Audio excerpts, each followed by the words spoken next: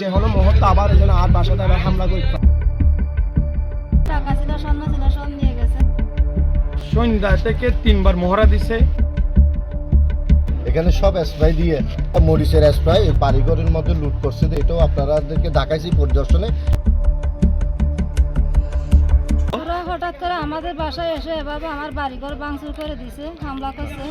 খারা ইজরা আমার আলমিরার কাপড় চোপড় সব ফেলে দিছিল, ওখানে টাকা ছিল স্বর্ণ ছিল সব নিয়ে গেছে। এখন আমাদের রাত্রে আমার মা ছেলে আমাদের নিরাপদ থাকে। এখন আমি জনগণের কাছে প্রশাসনের কাছে বিচার চাই। সমাজ কমিটির সদস্য তো আরা সকালে কাল এর যে এই হিজেরা কলগ জিরা এই গুড়া ফুটিনা বলে হয় ওর কোম্পানির বাসা আছে এটি তাহলে ওর বাসার সীমানা লয় আর রোডের সীমানা লয় এখানে সময় গিয়ে হল যখন আরা বাধা দিয়ে হল আরা সমাজ কমিটির সভাপতি সেক্রেটারি আরা ওর যা বাধা দিলাম তাই একটা সমাধান করে দিলাম না ও হদা হদা না আত গিয়ে আসে অমুক হাড়া মাছ হিজেরা সাইতরা গিয়া দাঁড়াই তো এভাবে হয়ে গিয়া যে আর একটা হাজে দাঁড়াইলে আর সভাপতিকে হাজে বাড়িলাম তারা এতে প্রায় 7:30টার দিকে এর ভিতরে নাকি 2-3বার নাকি আরো সভাপতি সেক্রেটারি যে আরে গালালি সালালি করছে হিসেরা কল হঠাৎ মাঝে আইকা মাহফিলের হাজে একটা সুগন্ধা কিনাম সুগন্ধা যায় মতো হঠাৎ মাঝে আর ফোন করে বাসার তো হদেরা হদে হিজেরা করে হামলা করছে তাই বাসা তাই দেখি তো এরা হিজেরা করে হামলা টামলা করি কিছু না রাখি তখন আর নিরাপত্তাহীন তখন হিজেরা যে হলো মুহূর্তে আবার যেন আর বাসাতে আবার হামলা করতে পারে তখন নিরাপত্তাহীনতাই আছি আর বাচ্চা আছে আর চুলক বাচ্চা আছে আর ওয়াইফ আছে আর বাচ্চা কোনো মানে রাতে আনলে আর একটা শঙ্কা পুকুর আশঙ্কা পুকুর আইন প্রশাসনের হাতে চাই। সত্য হচ্ছে এখানে এলাকাতে একটা বাসা তৈরি করতেছে, বাসাটা এভাবে তৈরি করতেছে রাস্তার উপরে তাদের টিনের চাল চলে আসতেছে। সমাজে হয়তো কি অভিযোগ করছে, সমাজের প্রতিনিধি সভাপতি আর সাধারণ সম্পাদক এরা দুজনকে বা ফোনে একজন গেছে আরেকজন ফোনে কথা বলছে এর সাথে এটা দিও না, এটা ক্ষতি হবে। এতে নাকি এরা এই পর্যন্ত 3বার হিজড়া নিয়ে আসছে, হিজড়া গুন্ডাবান্ডা নিয়ে এখানে সন্ধ্যা থেকে 3বার মহড়া দিচ্ছে। ওরা আসার সময় অস্ত্রশস্ত্র নিয়ে আসছে, দা চুরি এগুলো নিয়ে আসছে। তারপরে এলাকাতে আসার পর পুলিশের সাথে আসছে, পুলিশ আসার পরে এলাকার লোকজন এদের প্রতি ক্ষিপ্ত হয়ে এদেরকে এখান থেকে তাড়া দিচ্ছে। আমাদের দাবি হচ্ছে সুষ্ঠু একটা বিচার হোক, এলাকায় হিজড়া মুক্ত চাই, হিজড়া এলাকায় না থাকুক, সেটা আমরা প্রশাসনের কাছে জোর আবেদন জানাচ্ছি। এই আদর্শ গ্রাম শান্তিপূর্ণ একটা এলাকা। এই আদর্শ গ্রাম দীর্ঘদিন প্রায় 30-35 বসবাস করে আসতেছি আমরা। আমি দীর্ঘ 17-18 বছর এখানে দায়িত্ব পালন করতেছি, সমাজের মসজিদের দায়িত্বকালীন আমরা শৃঙ্খলা বজায় রাখার জন্য আমরা চেষ্টা করি। যে একটা মহিলা, ভদ্র মহিলা, ওনার ছেলেটা 2 দিন আগে ইয়াবা নিয়ে ধরা গেছে, ওনার স্বামী তো আগে ক্রসফায়ারে মৃত্যুবরণ করছে।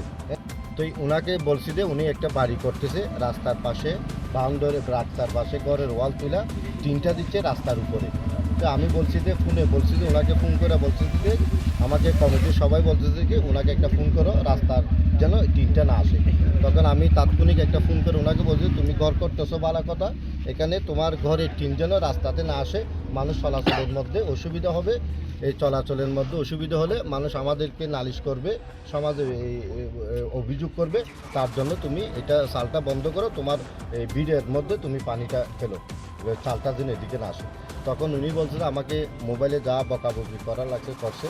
তখন আমি আমার মতো আমাদের সমাজের লোকজন বসে আমরা মতো আমাদের কাজে চলে গেছি। বকা দিতে বলতে আমার কাজ আমি করব, আপনি কিভাবে বাধা দিতে পারেন দেখি। হ্যাঁ, ওই কথাতে ঠিক আছে আমি বলছি তুমি করতে পারলে করো, আমরা আমাদের সমাজের ব্যবস্থা আমরা করবো। সে বলে আমি ওখান থেকে চলে এসে আমাদের সমাজের কাজে আমরা অন্য কাজে চলে গেছি। তখন অন্য কাজে চলে গেছি আমি 7:45 এলাকায় আছি সন্ধ্যায়। তখন উনার বলে ওনার ভাই একটা হিজড়ায় আছে।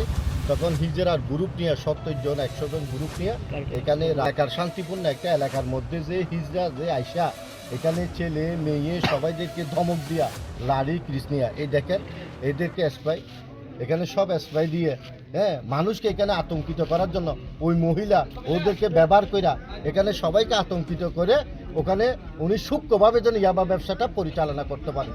মূল উদ্দেশ্যটা হচ্ছে ওনার এটা মরিচের স্প্রাই, এখানে অনেক গন্ধ হয়েছে। ওনাকে বাড়িঘরের মধ্যে লুট করছে, এটাও আপনাদেরকে দেখাইছি পরিদর্শনে। এখানে হিজড়ারা হিজড়ারা যখন আসছে তখন এলাকার মানুষ জড়ো হয়ে তাদেরকে ধাওয়া করছে, তারা কোন দিকে চলে গেছে না চলে গেছে এখানে।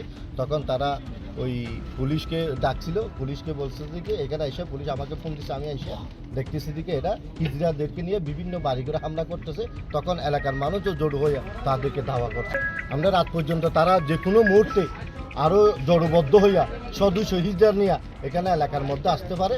আমি কক্সবাজারের সদর মডেল থানার ভারপ্রাপ্ত কর্মকর্তার কাছে এবং পুলিশ সুপারের কাছে আমি এলাকাবাসীকে নিয়ে আমি নিরাপত্তাটা চাচ্ছি।